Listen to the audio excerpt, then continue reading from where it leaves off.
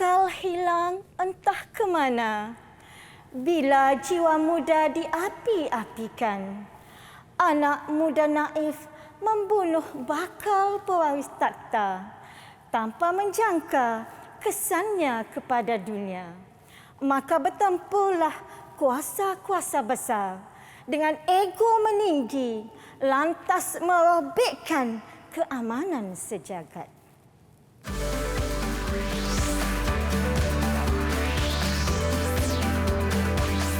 Didik TV KPM.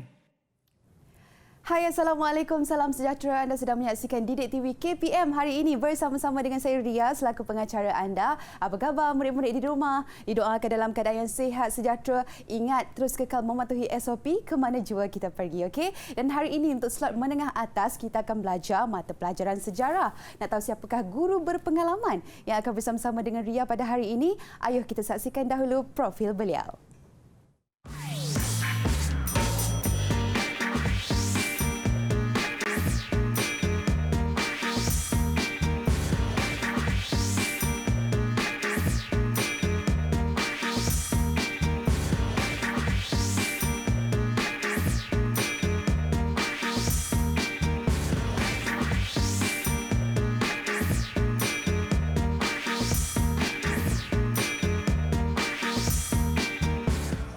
Baik, itulah dia kita dapat saksikan profil guru kita pada hari ini. Dengan itu, Ria ingin mengalu-alukan sekali lagi kedatangan Cikgu Cik Rohani ke studio. Assalamualaikum Cikgu, apa khabar? Waalaikumsalam ya, khabar baik, alhamdulillah. Mungkin murid-murid ingin mengenali lebih dekat Cikgu Cik Rohani. Silakan memperkenalkan diri Cikgu. Okey, baik, terima kasih ya. Okey, nama saya Cikgu Cik Rohani binti Cik Awang. Bertugas di SMK Jerantut. Ya, itu saja ya. Dan paling penting berpengalaman dah 25 tahun mengajar ya, Cikgu. InsyaAllah ya. Okey, baik Cikgu, tak lengkaplah kalau sesi pembelajaran kita pada hari ini kalau tak ada murid-murid di Google Meet Cikgu. Ya, betul. Mungkin Cikgu nak memperkenalkan murid-murid yang akan bersama-sama dengan kita pada hari ini, silakan. Okey, baik, terima kasih ya. Okey, bersama-sama Cikgu hari ini, Cikgu bawakan 4 orang anak murid Cikgu untuk menemani Cikgu pada hari ini. Okey, Cikgu minta anak murid Cikgu yang pertama untuk memperkenalkan dirinya. Okey, Ziki, silakan perkenalkan.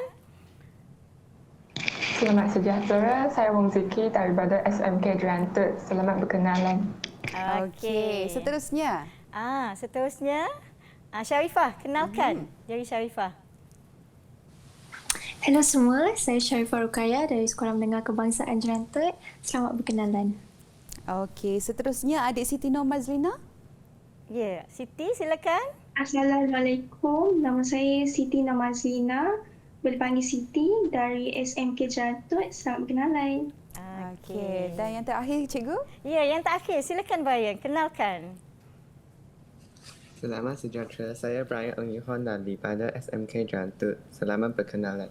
Okey, baik, itulah dia murid-murid yang akan bersama-sama dengan kita pada hari ini. Dan Cikgu mungkin boleh Cikgu kongsikan standard pembelajaran kita bagi mata pelajaran sejarah Perang Dunia Pertama hari ini Cikgu. Ya, okey, baik. Ya, terima kasih ya. Tajuk kita hari ini sangat menarik, iaitu berkaitan dengan Perang Dunia Pertama. Okey, dan apakah standard pembelajaran yang akan Cikgu gunakan pada hari ini, iaitu 10.1.2 menerangkan latar belakang Perang Dunia, dan Cikgu gunakan juga elemen kewarganegaraan, iaitu kes 10.1.5 menerangkan kepentingan keamanan dunia kepada negara kita. Okey, ini standard pembelajaran pada hari ini. Okey, Cikgu, kalau tengok kat depan Ria ni Cikgu ada banyak replika Cikgu. Boleh tak Ria tahu daripada mana ni Cikgu? Ya, sebenarnya replika ini Cikgu ambil khusus dari galeri SMK Mahmud. Ya, yang sebenarnya replika ini diperbuat daripada kayu, khusus untuk digunakan sebagai bahan bantu mengajar dalam PDP sejarah. Ya, bukanlah replika, bukanlah yang sebenar ya, hanya daripada kayu, tin susu dan juga besi. Ya. Khusus untuk membantu memahami tajuk Perang Dunia Pertama. Dan mungkin faktor Perang Dunia Pertama Cikgu kita nak teruskan. Okey, baik. Okey, Cikgu kongsikan subtopik yang pertama adalah faktor Perang Dunia Pertama. Okey, apakah faktornya? Yang pertama ialah persaingan kuasa imperialis. Ya, persaingan kuasa imperialis ini bermakna penjajah. Okey, berlaku persaingan kuasa penjajah terutamanya di antara Jerman dengan Perancis di mana mereka ini bersaing untuk mendapatkan bahan mentah dan memperolehi tanah jajahan. Ya, mendapatkan tanah jajahan bagi memperolehi bahan mentah. Selain itu, kuasa ini juga bersaing untuk memasarkan hasil industri mereka. Okey, cikgu nak tanya kepada anak murid yang cikgu bawa hari ini, apakah 3 bahan mentah yang sangat bernilai untuk kuasa penjajah ini? Cikgu nak tanya, okey Ziki, cikgu nak minta Ziki berikan jawapan. Apakah 3 bahan mentah ini? Silakan. Bahan mentah yang bernilai seperti petroleum, arang batu dan biji timah. Okey, tepat sekali Ziki ya. Jawapan awak bagus, Tania. Okey, dan di sini juga ya cikgu dah letakkan 3 bahan mentah iaitu biji timah ya, kemudiannya petroleum dan juga arang batu. Arang batu ni ialah yang di Lombong ya, bukan yang digunakan kat dapur tu ya. Yang di Lombong ya. Okey, ini faktor yang pertama. Seterusnya kita lihat pula faktor yang kedua. Okey, faktor yang kedua tercetusnya Perang Dunia Pertama ialah wujudnya Pakatan Ketenteraan di Eropah. Okey, pakatan ini adalah muncul di antara Pakatan Kuasa Tengah dengan Pakatan Bertiga. Apa kesannya? Kesannya menyebabkan politik Eropah menjadi tidak stabil. Dan kuasa ini, pakatan ini bersaing untuk mendapatkan tanah jajahan dan menghasilkan senjata moden dan mereka ini sedia berperang bagi mempertahankan kepentingan masing-masing. Okey, cikgu nak tanya lagi ya, anak-anak yang bersama cikgu hari ini. Okey, apakah 3 negara anggota yang menyertai Pakatan Kuasa Tengah? Cikgu nak minta Syarifah. Okey, Syarifah nyatakan apakah nama negara anggota Pakatan Kuasa Tengah? Okay, silakan. Negara yang terlibat dalam Pakatan Kuasa Tengah ialah Jerman dan Austria-Hungary. Kemudian pakatan ini disertai pula oleh Bulgaria dan Empire Uthmaniyah. Wah, hebat Syarifah. Tanya, cikgu minta 3, dibagi 4 ya. Jadi berapa ganjaran cikgu kita nak ya, berikan? ini kita boleh bagi 5 bintang ni ya. Kita minta 3, dibagi 4. Okey, Tania, Syarifah. Ya, dan seterusnya, okey. Cikgu nak minta pula anak murid cikgu untuk menyatakan pula apakah 3 negara yang menganggotai Pakatan Bertiga. Cikgu nak minta satu-satunya jejaka yang cikgu bawa hari ini. Brian, silakan. Silakan Brian. Negara-negara yang menganggotai Pakatan Tiga ialah Britain, Perancis dan Rusia. Pakatan ini disokong oleh Serbia, Itali, Romania, Portugal dan Greece. Okey, Tania pun hebat juga ni ya. Kita minta 3, dia bagi 6 sekaligus. Tania Brian, cikgu bagikan 5 bintang juga ya. 5 Pakatan bintang. Bertiga. Dinamakan Pakatan Bertiga sebab sebenarnya pakatan ini dianggotai oleh 3 negara pada mulanya. Iaitu Britain, Perancis dan juga Rusia. Selepas itulah baru disertai oleh negara lain. Okey ya, Tania. Seterusnya kita pergi kepada faktor yang ketiga. Faktor yang ketiga ialah krisis di rantau Balkan. Okey, krisis ini berlaku akibat permusuhan di antara Austria-Hungary dengan Serbia. Ya, apabila Austria-Hungary telah menuduh Serbia ini menghasut rakyatnya yang berketurunan Serb untuk membebaskan diri. Apa kesannya? Kemuncaknya ialah apabila Archduke Ferdinand yang merupakan pewaris takhta telah dibunuh bersama dengan isterinya Sophie oleh pemuda Serbia. Inilah sebab serta-merta yang mencetuskan berlakunya Perang Dunia Pertama.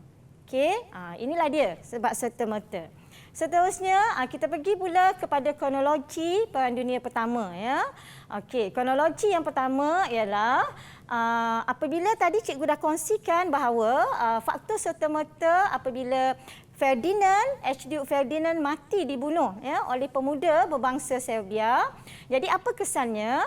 Pada 28 Julai 1914, Austria-Hungary dengan sokongan Jerman telah mengisytiharkan perang terhadap Serbia. Ya. Dan kemudiannya apa lagi berlaku?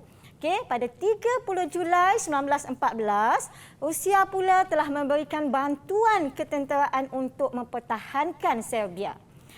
Jadi apabila Rusia masuk campur, maka pada 1 Ogos 1914, Jerman telah mengisytiharkan pula perang terhadap Rusia.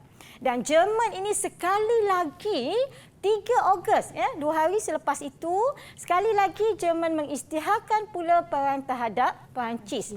Kenapa? Sebab Perancis ini dia menyatakan sokongan terhadap Rusia. Dan cara yang paling cepat untuk Jerman ini menyerang Perancis adalah dengan cara menceroboh Belgium. Sebab Belgium itu dia berdekatan dengan Perancis. Okey, maka apa berlaku pula selepas itu? Nampaknya hebat ya Jerman ini. Dia serang Rusia, dia serang pula Perancis, ada ceroboh Belgium. Apa berlaku?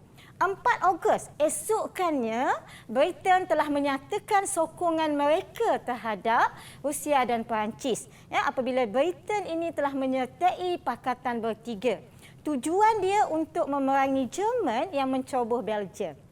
Dan kemudiannya pada bulan Oktober 1914, Empayar Ottomaniah pula menyertai peperangan dengan memihak kepada Pakatan Kuasa Tengah yang diketuai oleh Jerman tadi. Dan apa berlaku pula selepas itu?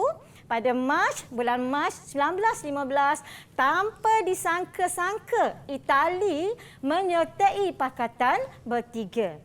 Dan akhir sekali, pada bulan April 1917, Amerika Syarikat telah menyertai peperangan dengan memihak Pakatan Bertiga. Nampaknya akhir sekali ya. Perang Dunia Pertama ni ya, dia berlaku pada tahun 1914 hingga 1918 ya. Dan kalau kita lihat, Amerika Syarikat ni menyertai pada tahun 1917 ya, dan nak hampir hujung dah Perang Dunia Pertama. Okey, jadi itu dia kronologi yang berkaitan dengan Perang Dunia Pertama. Okey, ada nak tanya tak? Okey, anak-anak murid cikgu ada nak tanya apa-apa tak berkaitan dengan apa yang cikgu dah terangkan tadi? Okey, mungkin boleh angkat tangan. Okey. Saya cikgu. Okey, Siti. Okey, bagus Siti. Okey, Siti nak tanya apa Siti? Kenapa Amerika Syarikat akhirnya terlibat dalam Perang Dunia Pertama, cikgu? Okey, bagus soalan yang bagus. Tahniah Siti ya. Kenapa Amerika Syarikat ni boleh terlibat ya? Asalnya Amerika ini tak terlibat ya. 1917 baru dia menyertai. Okey, sebenarnya Amerika ini dia pada mulanya dia mahu berkecuali lah ya. Tidak mahu terlibat. Tetapi kemudiannya kapal-kapal dagangnya di Lautan Atlantik telah diserang oleh kapal selam Jerman. Okey, ada satu kapal selam Jerman yang dinamakan sebagai U-boat ya, telah menenggelamkan kapal-kapal dagang Amerika Syarikat ini di Lautan Atlantik. Kemudian yang kedua, selain daripada itu, bocornya telegram Zimmerman. Apabila Amerika mendapat tahu bahawa Menteri Jerman telah mengajak Meksiko untuk bersama-sama menyerang Amerika. Jadi inilah faktor yang menyebabkan kenapa Amerika Syarikat ini akhirnya campur tangan dan menyertai Pakatan Kuasa Bertiga. Okey ya. Jadi cikgu nak jelaskan lagi dengan lebih lanjut ya. Cikgu kembali kepada peta. Okey, supaya anak murid cikgu dapat melihat ya berkaitan dengan negara-negara yang menganggotai Pakatan Bertiga. Pakatan Bertiga tu kalau dilihat ya, yang berwarna hijau, ni ya adalah Pakatan Bertiga ya, iaitu Rusia ya, kemudiannya Perancis ya, apa dia lagi tu? Itali. Okay, Itali. Kemudiannya disertai oleh Romania, Serbia ni tadilah ya, yang dia bergaduh tadi ya. Serbia ni yang membunuh pewaris takhta Austria-Hungary.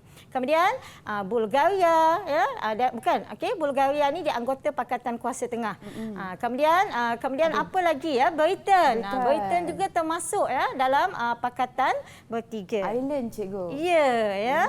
Dan kemudiannya Pakatan Kuasa Tengah pula kalau tengok ya, jika dilihat ini Jerman ya, Jerman.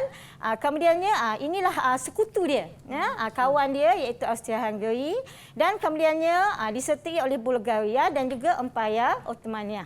Ya, kalau dilihat ni ya, agaknya kuasa mana yang paling banyak sokongan? Sama ada kuasa tengah ataupun pakatan bertiga ni, yang hijau ni. Kalau yang tengok yang mana? Banyak hijau ke banyak yang warna macam kelabu Kalau ni? dia tengok macam banyak hijau, cikgu. Ya, tepat. Inilah kuasa-kuasa yang menyokong pakatan bertiga. Ya, disokong oleh banyak kuasa. Ya, manakala Jerman ini walaupun dia hanya disokong oleh Austria-Hungary dan juga Empayar Ottomania, tapi Jerman ini dia berjaya menakluki banyak kawasan. Dan apabila tadi cikgu sebut Jerman ini telah telah menyerang Rusia. Kan? Jerman telah menyerang Rusia apabila Rusia telah memberikan bantuan kepada Serbia. Sebenarnya Rusia ni kalah apabila Jerman menyerang dia.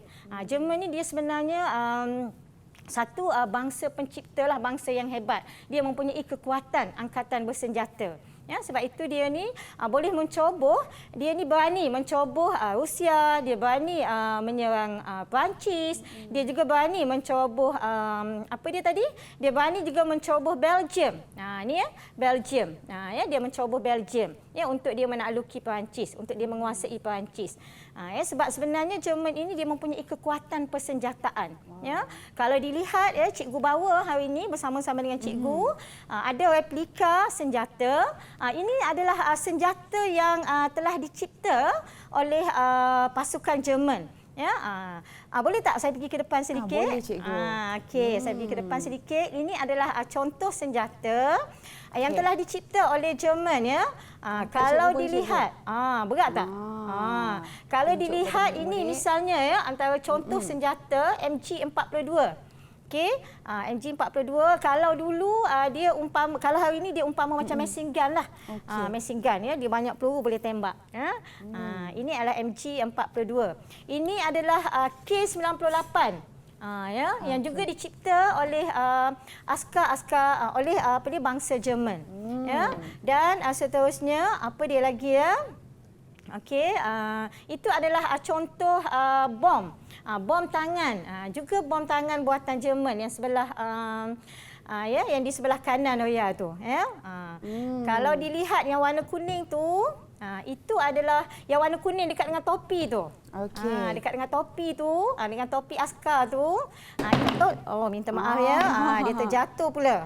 Tak apa ya. Dan ini semua replika ya cikgu. Kita ingatkan sekali lagi ini adalah replika sahaja. Replika sahaja yang digunakan khusus untuk membantu pembelajaran sejarah ya yang berkaitan dengan tajuk ini. Okey. Baik, itulah dia. Kita dah pun dapatkan penerangan daripada cikgu kita pada hari ini mengenai faktor dan juga peristiwa Perang Dunia Pertama. Kita akan kembali lagi selepas ini, terus bersama kami dalam Didik TV KPM.